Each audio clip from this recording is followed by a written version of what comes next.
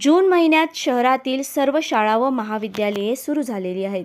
सध्याची सामाजिक स्थिती बघता महिलांच्या, मुलींच्या बलात्कार, छेडखानी, विनयभंग, मुलींना बघून अश्लील हावभाव करणे, अपशब्द वापरणे, लैंगिक शब्द असलेल्या शिव्या देणे व मुद्दाम मुलींना बघून असे शब्द असलेले टोमणे मारणे असे प्रकार मोठ्या प्रमाणात सुरू आहेत. असे प्रकार घडल्यावर अनेकदा महिला किंवा मुली कोणालाही काही सांगू शकत नाहीत.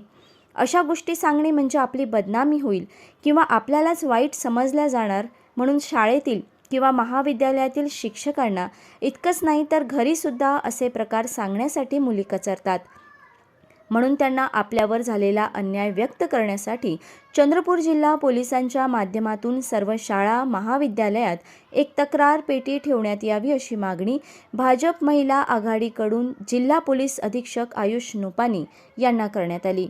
यावेळी महानगरपालिका सभागृहात जयश्री जुमडे, नम्रता आचार्य ठेमसकर, नगरसेविका सविता सरकार, महिला शहर अध्यक्ष छबू वैरागडे, माजी नगरसेविका चंद्रकला सोयाम, आशा आबोजवार यांच्यासह आदींची उपस्थिती होती. आता आपण एवढ्यात बघतो आहे की चंद्रपूर शहरामध्ये सुद्धा वेगवेगळ्या घटना महिलांच्या संदर्भात घडताना दिसत आहे. 2-4 दिवसाआधीच एक मोरवेची घटना समोर आली. एका छोट्या मुलीसोबत विनयभंगाचा प्रकार घडला आणि त्यानंतर अशा अनेक घटना मुलींसोबत, शाळेतल्या मुलींसोबत सुद्धा घडत असतात. पण काय असते की मुली बोलत नाही, महिला बोलत नाही, कारण अनेकदा समाजाचं दडपण त्यांच्यावर असतं.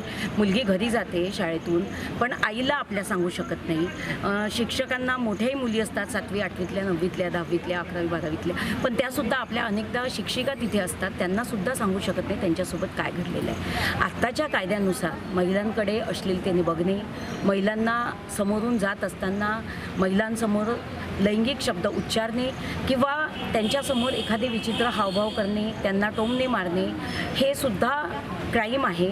आणि त्यातून एखाद्या वेळेला जेव्हा एखादी मुलगी शाळेत जात असते, एखाद्या रस्त्यावरून अनेक मुलं त्या नेमकी तीच वेळ हेरून त्या मुलीला त्रास देण्याचा प्रकार करतात. त्याचप्रमाणे शाळेत असतात काही शिक्षक मुलींना त्रास देत असतात वेगवेगळ्या पद्धतीने, त्यांना कळत नाही आणि त्यांची मोठ्या प्रमाणात कुचंबना होते. असे अनेक प्रकार आपल्याला घटना झाल्यावर बघायला मिळते.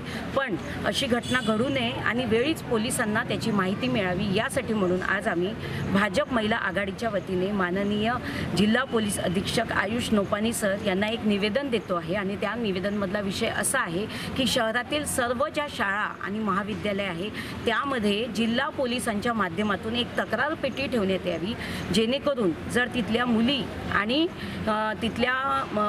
आणि महिला कर्मचारीसुद्धा जर त्यांना वाटत असेल की आपल्यासोबत काही घडत आहे आणि मला घरी सांगता येत नाही किंवा मला टीचरला सांगता येत नाही आहे, तेव्हा त्या मुलींनी आणि महिलांनी आपली जी तक्रार आहे त्या बॉक्समध्ये टाकायची